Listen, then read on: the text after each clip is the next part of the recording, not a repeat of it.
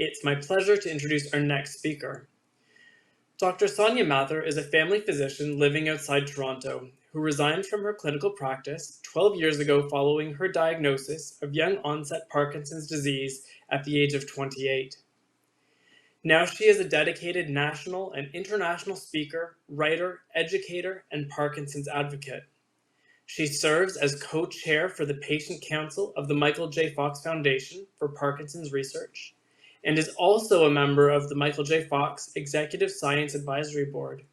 She also devotes time as a member of the Board of Directors at the Davis Phinney Foundation, is part of the editorial board for the Journal of Parkinson's Disease, and serves on the Brian Grant Foundation Advisory Board.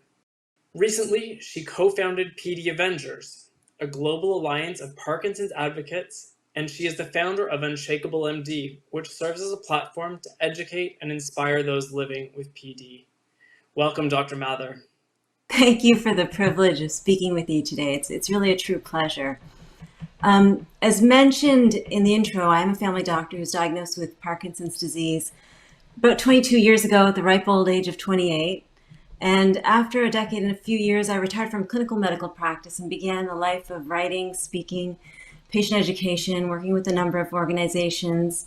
In other words, I went from what I thought was a busy general medical practice to an overwhelmingly busy life of Parkinson's disease advocacy. So in the next few minutes, I want to share with you why, to me, on a personal and a professional level, patient advocacy is so important, and a couple of minutes on how PD Avengers came about and what our mission is as a global advocacy group.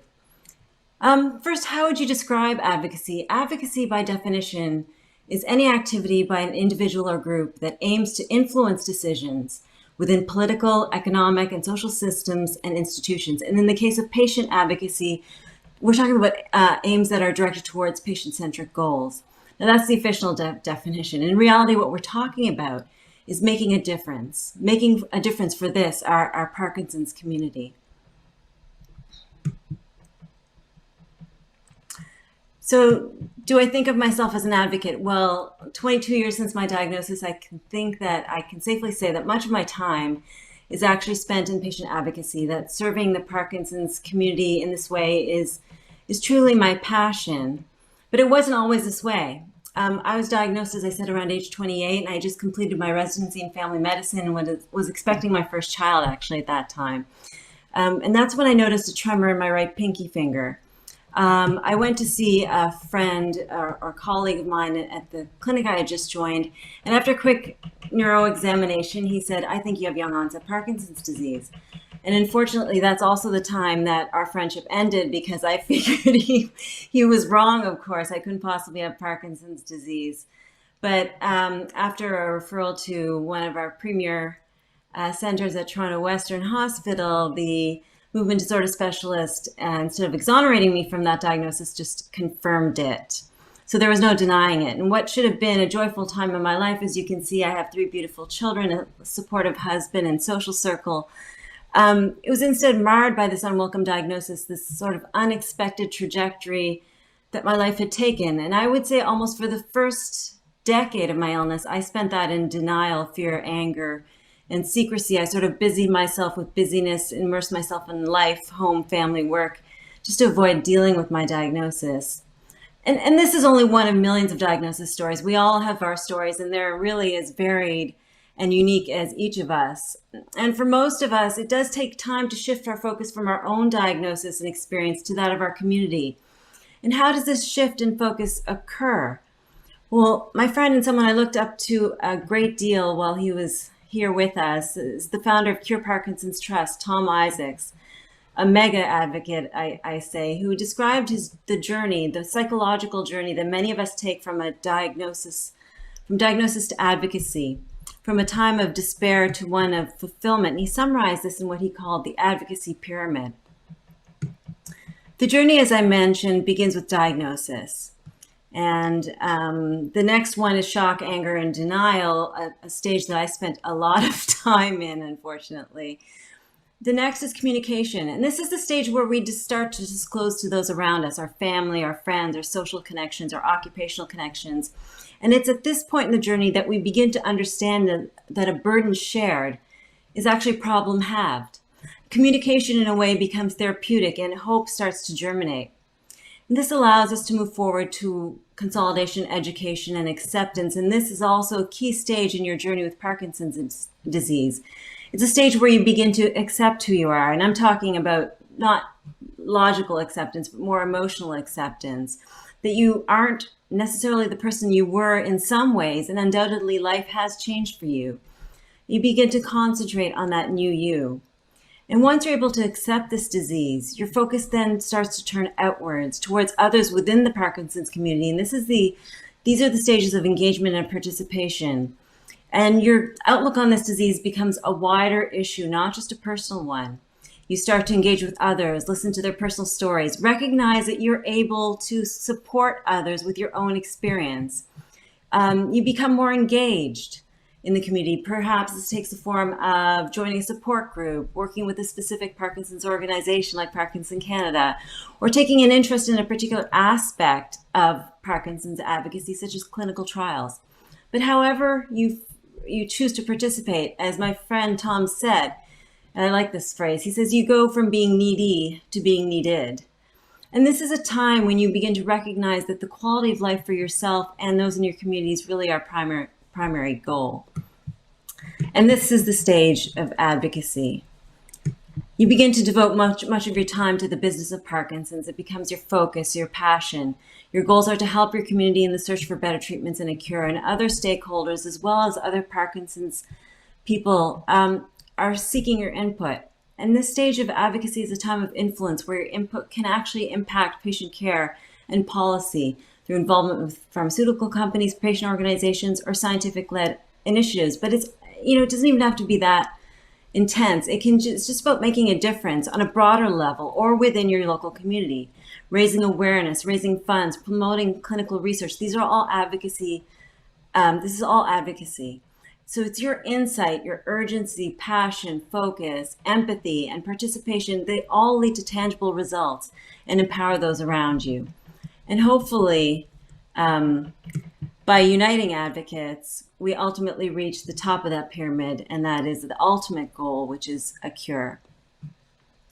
As my friend Tom also said, he said there is a palpable sense of urgency in the patient community, and patients are fueled not only by urgency, but also hope. And it is through this that patients can become sufficiently educated, sufficiently empowered, sufficiently determined, and sufficiently resourced to become an indispensable and constructive force for progress in the pursuit of a cure for Parkinson's disease. And it was out of this sense of urgency that the PD Avengers came to be.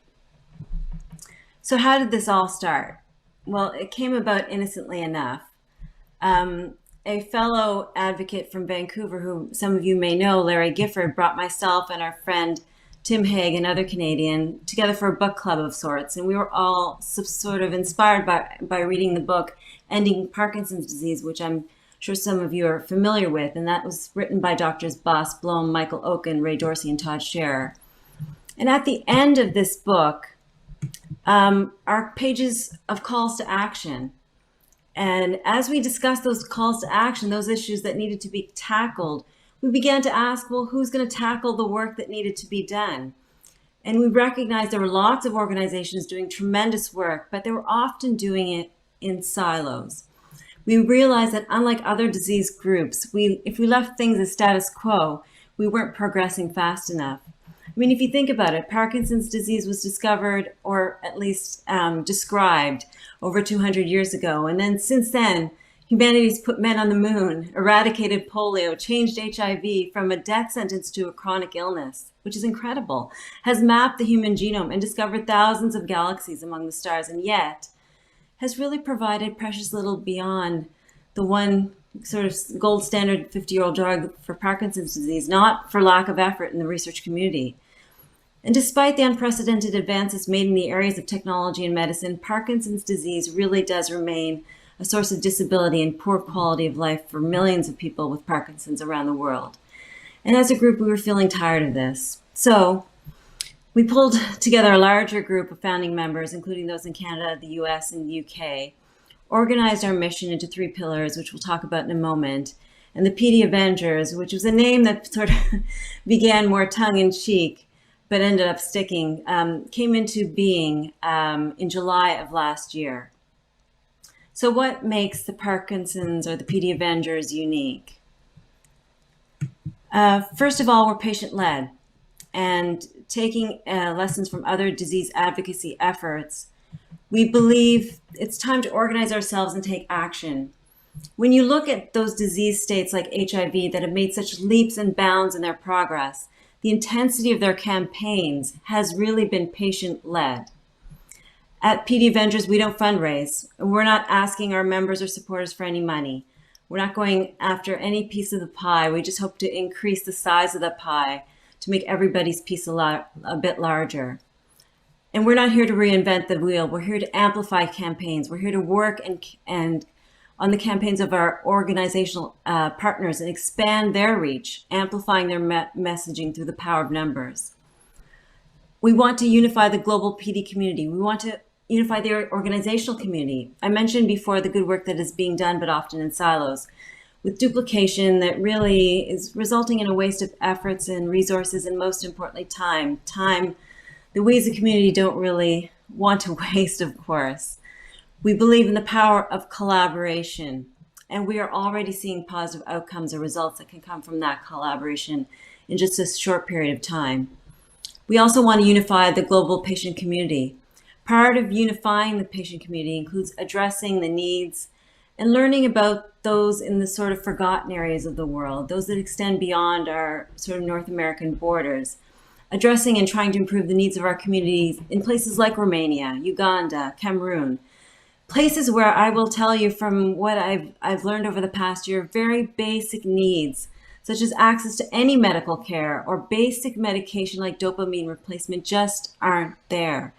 I've heard so many stories of people, particularly in Africa, so say Uganda, where they just live in catatonic states for years at a time because they don't have simple access to dopamine replacement. It's tragic.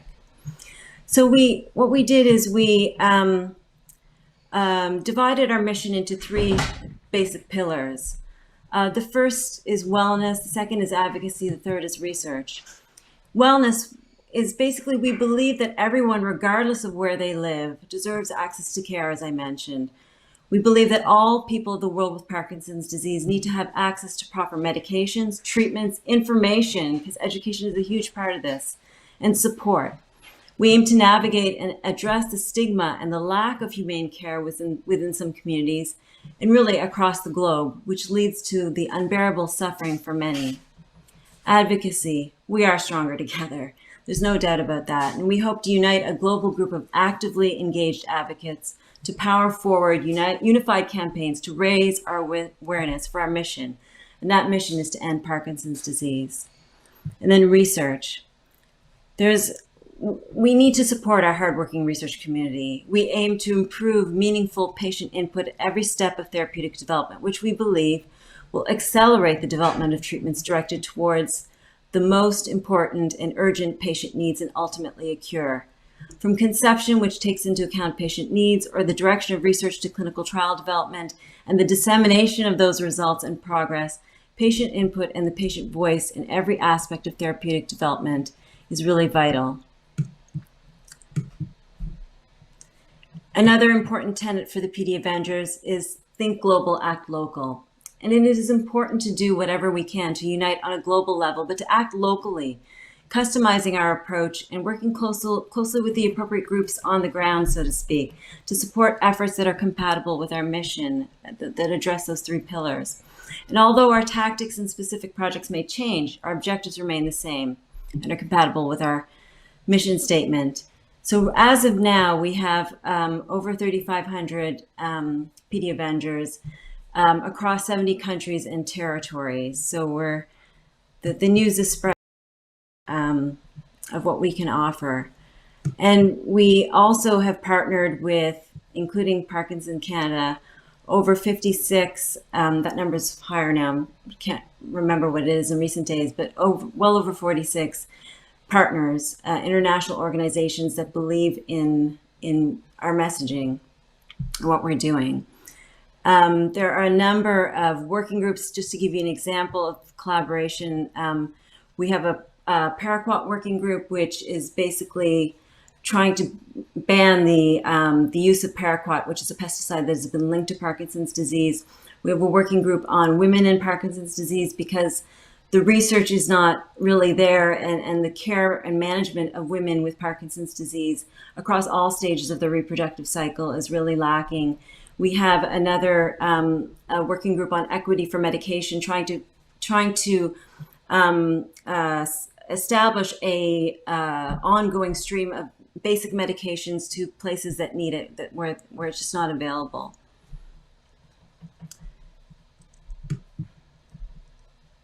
And how can we accomplish these objectives? This is not about raising money. That's not what this thing is about. And although advocacy does include fundraising, for this organization, that's not what we are.